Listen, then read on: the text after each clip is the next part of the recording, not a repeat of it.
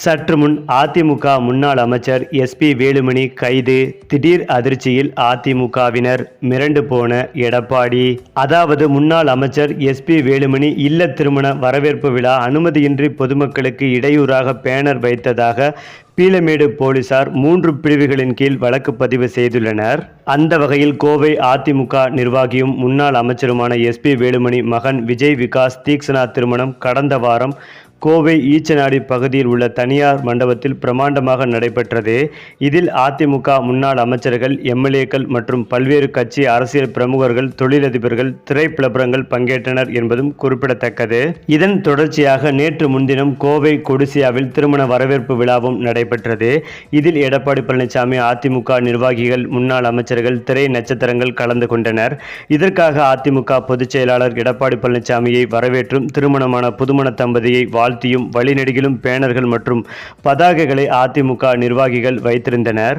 இந்த நிலையில்தான் எந்தவித முன் அனுமதியும் பெறாமல் போக்குவரத்திற்கும் பொதுமக்களின் உயிருக்கு அச்சுறுத்தல் ஏற்படுத்தும் வகையில் சட்டவிரோதமாக கோவை அவினாசி சாலையில் உள்ள ஜென்னிஸ் ரெசிடென்சியில் இருந்து கொடிசியா வளாகம் வரை கட்சி கொடிகளையும் பேனர்களையும் வரவேற்பு பதாகைகளையும் அலங்கார வளைவுகளையும் வைத்து பொதுமக்களுக்கு தொல்லையை ஏற்படுத்தி பொதுமக்களின் உயிருக்கும் உடல் பாதுகாப்பிற்கும் அபாயம் விளைவித்ததாக பீளமேடு போலீசார் 3 பிரிவுகளின் கீழ் வழக்கு பதிவு செய்யப்பட்டுள்ளது.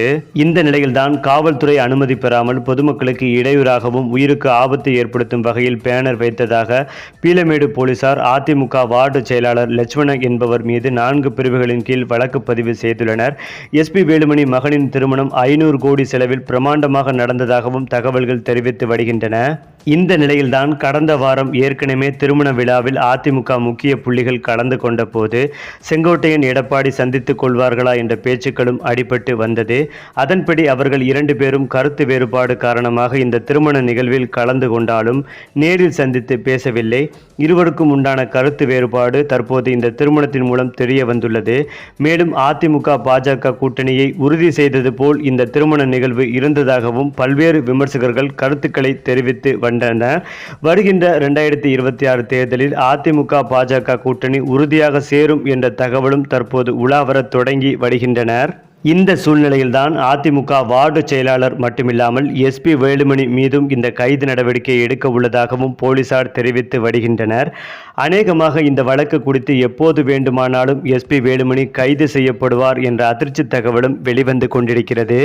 மேலும் இந்த வழக்கில் எஸ்பி வேலுமணி கைது செய்யப்பட்டு விசாரிக்கப்படுவார் என்ற தகவல் வெளிவந்து ஒட்டுமொத்த அதிமுகவிற்கும் பேரதிர்ச்சிகளை கொடுத்து வருகிறது.